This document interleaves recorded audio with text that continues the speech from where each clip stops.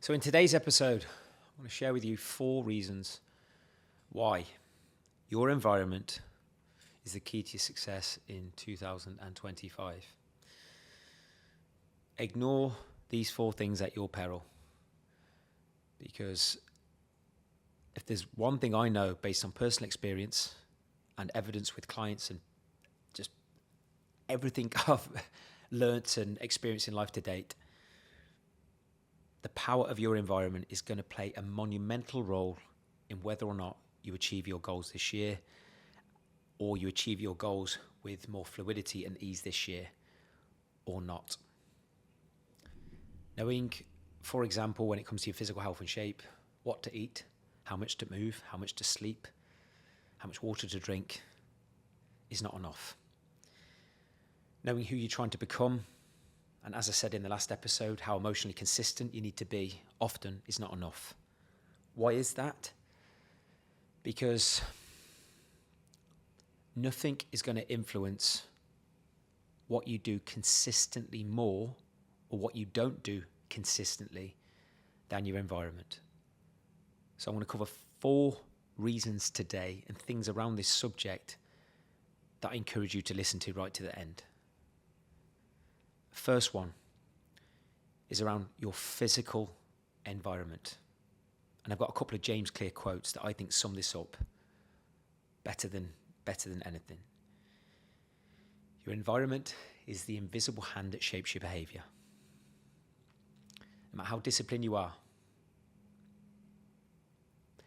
if you're in a physical environment that is littered with temptations, or puts in place, for example, food and drink that contradict your goals, no matter how much you fight it, if that is physically in front of you,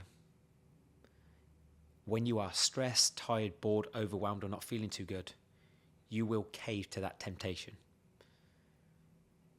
Cave.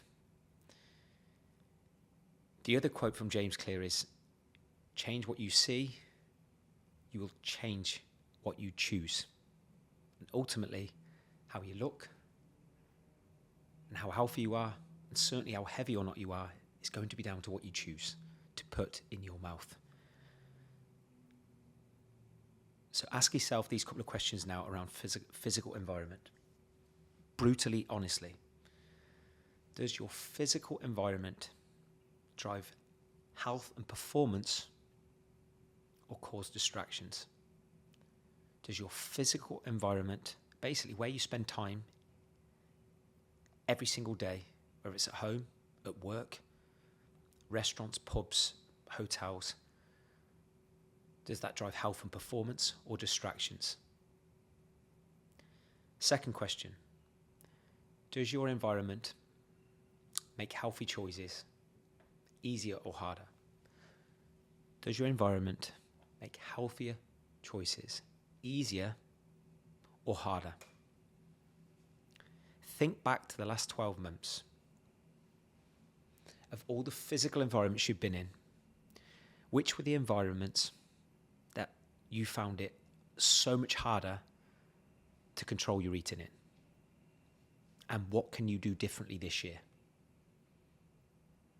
Can you change certain environments that contradicted your goals? Or can you change what you choose in those environments if you can't change those environments? But I promise you, if we're more aware of our physical environment and the temptations, we can either change that or change what we choose in that environment. The next one, I probably jumped the gun with this, is your actual social environment. So your physical environment for me your day-to-day is going to be more around being at home and your professional environment, whether you've got an office or not, or wherever you go to work. But more importantly than that, having coached so many people, your social environment is going to be the single most important thing or biggest influencer in how much you eat, how much you drink, or what you eat and what you drink. And there's no judgment on this. From the age of 20 to 26, when I was drunk, sometimes I'd literally smoke. I'm not a very good smoker, so I'd only ever smoke a cigarette or two, but it's fucking disgusting. I mean, there's no judgment if you smoke, but I certainly wasn't born to smoke. Why was it I smoked and drank excessively?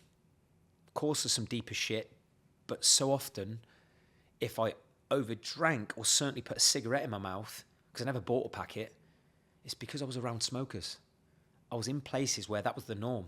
And when I was drunk, someone would offer me a cigarette and I might smoke a cigarette or try to smoke a cigarette. Even though I was in shape and I knew the cost and the detriment of smoking, I still did it because the social environments I put myself in influenced my behaviour. And it totally contradicted afterwards what I really wanted to do. But it wasn't enough because I put myself in those environments. So the question you need to ask yourself in relation to your social environment: are the people and the places you spend time with helping or hindering the life you want to build and the health you wish to live with? It'll be one or the other. If you want to change your outcomes this year, sometimes you have to ask yourself hard questions. And if you're someone that feels guilty consistently on a weekend or maybe excessive work trips because of how much you eat or drink, you need to change what you do. And what's going to help you change what you do is if you ruthlessly evaluate your social environment and the people within it and the places that you go to. What needs to change and who do you need to spend less time with? Or if you can't spend less time with that person, how can you change what you do when you're with that person? Yes, it might require uncomfortable conversations, but I promise you, having coached so many people, how you manage your social environment, which for many people is every weekend, which is 52 weekends, 104 days, plus birthdays, plus Christmas, plus holidays, that can be a third to a half of a year for the modern entrepreneur and business leader. If you don't manage those social environments better, it doesn't matter how good you are and how well you choose and how well you train for the other remainder of the year. This is going to be the thing that self-sabotages your health and longevity long term. And who else and what else is that currently impacting? And that's what I'll be thinking of if I had to make a difficult decision with my social environment moving forward. But like, who else is this impacting? What opportunities am I missing out on? And does this contradict the life I want to live over the next 2, 3, 4 decades? Third point around environment. You can immerse yourself into an environment of people who share the same values and same standards. It will have a phenomenal effect because of the peer group accountability. It's why we created Built to Last. We're an online business.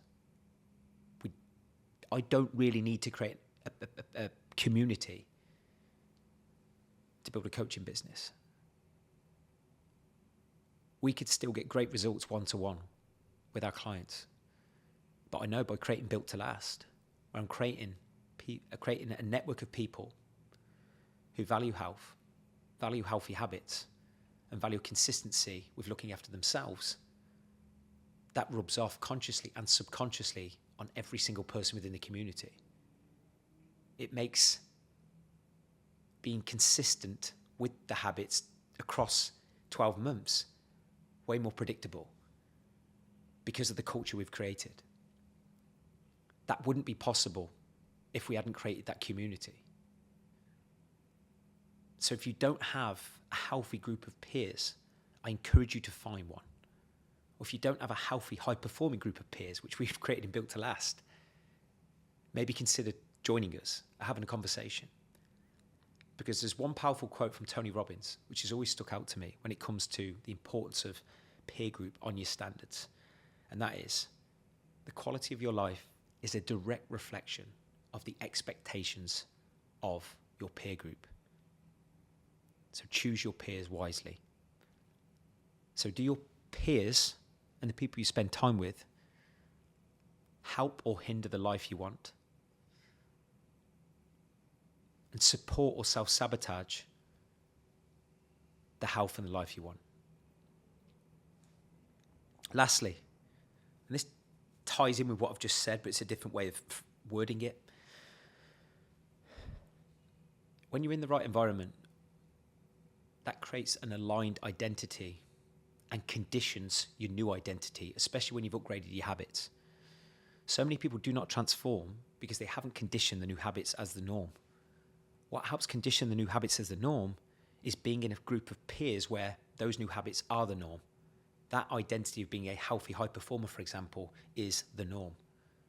And I'll use our current client of the year, Luke Bland, as an example of that. This was a man who came to us, got in phenomenal shape in the first 12 weeks. Then went off to the Euros to watch England play with his friends. Problem. All his friends, I'm sure they're great people, drank to excess, drugs. Luke eventually conformed to those standards, as he spoke about on a previous podcast, which I encourage you to listen to, the one with Luke Bland. It was an unbelievably honest podcast from an incredible human. But going back to his story, he transformed physically, improved his habits, but then reverted back to the environment and the people who influenced the bad habits for the worse in the first place. So then he got out of shape again. And that fluctuated back and forth, these patterns, until eventually he came to a Built to Last event in Dubai, where he's around people with higher standards, healthier habits, is around people who didn't judge him when he said he didn't want to drink, is around people who, simply put, supported his goals and the person he's trying to become, rather than try to sabotage his goals by influencing his habits for the worst. And as a result of that, he's now gone on to become one of our greatest ever clients. He's in total control of his health and fitness. He's in fantastic shape. His business, his relationships, and his physical health and fitness have gone to levels that I literally and our team never thought possible, because he put himself in an environment aligned to his dream identity, and more importantly, that conditioned the new habits that created that new identity, which was aligned to his best future self. So just to recap, evaluate right now your physical environment, your social environment, right? Your peer group that you spend time with. Have you got peer group accountability? Who are you actually accountable to? And are your current peers more likely to keep you accountable or drag you back down, or create inconsistency with your health, with your habits, with your mentality? And can you find a peer group that's more aligned to the identity that you love to live with? Instead of some questions now, I wanted to end with some commitment statements that I encourage you to finish the sentences off and have these cemented or visually in front of you every single day. Write this sentence down. The type of people that will slow me down and don't support my future are. And that might be tough if you've been friends with someone for years, or you've got a business colleague that you have to spend time with. I'm not saying alienate these people from your life, but if you want a better life, do you have to spend less time with these people, or change how you behave and what you do with them? But write the sentence. The types of people that will slow me down and don't support my future are. Second sentence. The people in the peer group that will bring out the best in me and help me achieve my 2025 goals are. Who are they? Do you have confidence that if you spend time with the same people that are currently in your life, that you're going to achieve your life goals this year? If the answer is no, what needs to change, and who do you need to spend more time with? I thought I'd share, just to wrap up, the two things that I do when it comes to environment. And this might sound straight up, but I'm going to shoot from the hip, and it is what it is. I make my health choices around food, booze, and training based on my values, not other people's. I make my health choices around food, booze, and training based on my values, not other people's. I don't care what situation I'm in. If I don't want to eat something, I don't want to drink something, I'll be kind and nice to start with, but if someone was putting pressure on me and I didn't want to do it, I'd be more direct. Because then I'm doing something based on what someone else wants me to do, based on how they want to feel because of what I do. It shouldn't matter. If you're around people where you are feeling threatened and pressured to eat, drink, or both, and you don't want to, those people should not be in your life because they don't respect your values. The next thing I do, I don't waste energy on people who don't support the life I'm trying to build or the person I'm trying to become. Of course, there are situations where I have to spend time and a certain amount of energy in certain situations, whether it's in work, personal or social. But I don't overly waste energy in those situations or with those people. Life's far too short for me. I've got work, I've got Gabby, I've got family on the way, I've got my friends, I've got built to last events, I've got a lot going on. I don't waste my energy on people who don't bring value to me the way I bring value to them. And I think too many people are not honest with themselves about who they need to spend time with and where they need to spend their time in. And I promise you, if you can really, really, really get honest with your physical environment, your social environment, your peer group, and whether or not you're actually spending time with people who support the life and the identity that you want, I promise you, if you can spend time on this subject, you might have to hit yourself with some hard truths, but honestly, it'll stop you looking back with regret in decades to come and think, why the fuck did I waste my time, my energy on those people and in those places when deep down I didn't want to. It'll allow you to be 100% authentic in your decision making moving forward. So I know this is pretty direct, pretty deep in some parts, but I believe it's that important because I'm that guy that's gone from professional footballer, high performing environment, high standards.